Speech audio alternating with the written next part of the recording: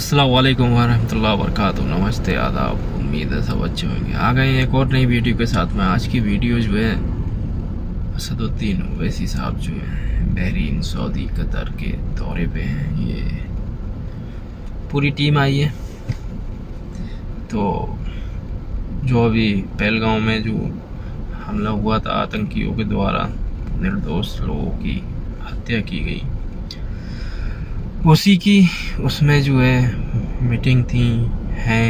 ये 3 देशों में तो आए हैं। तो बहुत ही ज़्यादा बड़ा खुलासा किया है ओवैसी जी ने। पाकिस्तान जो है ISI को सपोर्ट भी करता है और उनके साथ मिला हुआ भी। तो इस बारे में बहुत ही ज़्यादा बड़ी जानकारी दी ओवैसी जी ने। देखते हैं video, let's go.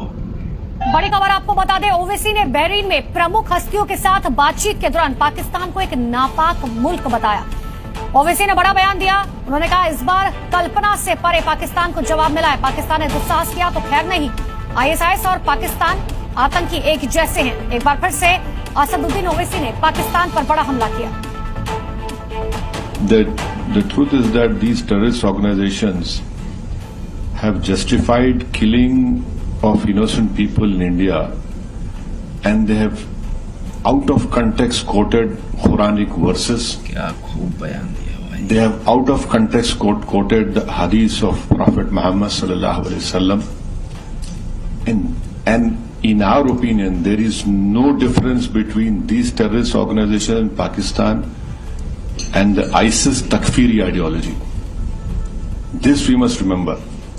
This is a menace to the whole humankind, and we have to put an end to it, because they have used religion to justify killing of people, and the whole world knows that Islam has condemned terrorism. Quran has categorically stated that killing of one innocent person, the Quran has not said killing of one innocent Muslim, it said killing of one innocent person is like killing of whole humankind. Next time you take up this misadventure, it will be beyond what they are expecting. तो लगातार असदुद्दीन ओवैसी पाकिस्तान पर हमला कर रहे हैं और इस बार उन्होंने सीधे तौर पर कहा इस बार कल्पना से परे पाकिस्तान को जवाब दिया गया है और अगर पाकिस्तान ने दुस्साहस किया तो उसकी खैर नहीं है।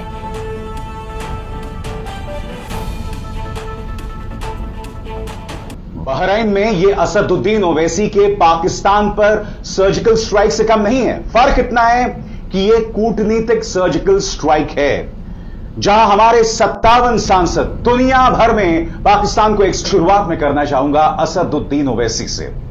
और इससे पहले कि मैं आपको बताऊं कि उन्होंने किस तरह से पाकिस्तान पर बहरीन में कूटनीतिक सर्जिकल स्ट्राइक की है, मैं आपको बतलाना चाहूंगा कि जब से ऑपरेशन सिंदूर शुरू हुआ, याद कीजिएगा, असदुद्दीन ओवैसी तमाम भारतीय राजनेताओं में सबसे मुखर, सबसे जबरदस्त आवाज बनकर उभरे हैं। असदुद्दीन ओवैसी ने बहरीन को आईना दिखाया, कहा कि आप जो पाकिस्तान को पैसा देते हैं, पाकिस्तान उसी पैसे का इस्तेमाल भारत के खिलाफ आतंकवाद बढ़ाने में करता है। आतंकवादियों का भरण पोषण उसी पैसे से किया जा सकता है। बकौल असदुद्दीन ओवैसी, हम में मतभेद हैं मगर हम सब एक हैं और एकजुट होकर भारत की आवाज बुलंद कर रहे हैं। ओवैसी ने अपनी बात अंग्रेजी में कही मगर उसका हिंदी में अनुवाद मैं आपको दिखाता चलूंगा। सुनिए ओवैसी की दमदार बात। So now I think so there is unanimity in our country, irrespective of whatever political affiliations we belong to. Yes, we have a political differences, but when it comes to the integrity of our country, it is high time that the neighboring country understands, and I would hope and request that the Bahraini government would help us in bringing back Pakistan grey list of FATF, because this money has been used to support those terrorists. Bahrain में अपनी audience को ओवैसी ने यह भी समझाया कि आखिर हमारी सरकार ने हमें यहां क्यों भेजा है। बकौल ओवैसी, हमारी सरकार का यह मकसद था कि दुनिया को बताया जाए कि भारत एक लंबे अरसे से पाकिस्तान समर्थित आतंकवाद का सामना कर रहा है और उस पर अंकुश नहीं लगाया जा रहा है। ओवैसी ने यह भी कहा कि हम अपने हितों की रक्षा करेंगे, मगर पाकिस्तान जो कि एक डी फैक्टो टेरर स्टेट बन गया है, उस पर लगाम लगाना जरूरी हो जाता है। सुनिए ओवैसी क्या कह रहे हैं।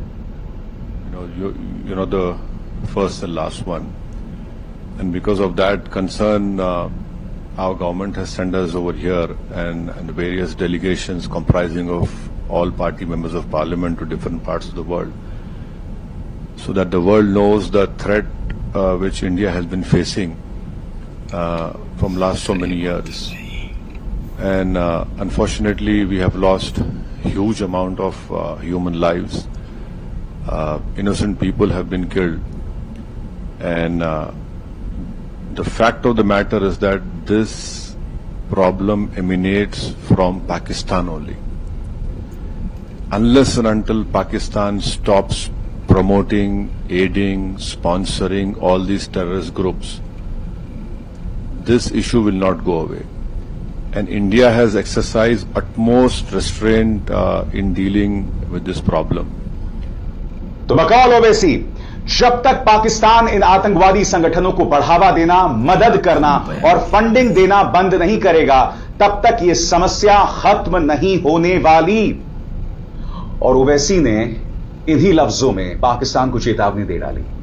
कहा कि अगर पाकिस्तान ये सोच रहा है कि वो बार बार ऐसे आतंकवादी हमले करता रहेगा और उसे कीमत नहीं चुकानी पड़ेगी, तो वो गलत फहमी में, क्योंकि अब सरकार उसे बर्दाश्त नहीं करने वाली है और अगला आतंकवादी हमला पाकिस्तान के लिए एक बहुत बुरी खबर लेकर आएगा। सुनिए ओवैसी को अपने चिर परिचित अंदाज में। So I can only assure you with all the responsibility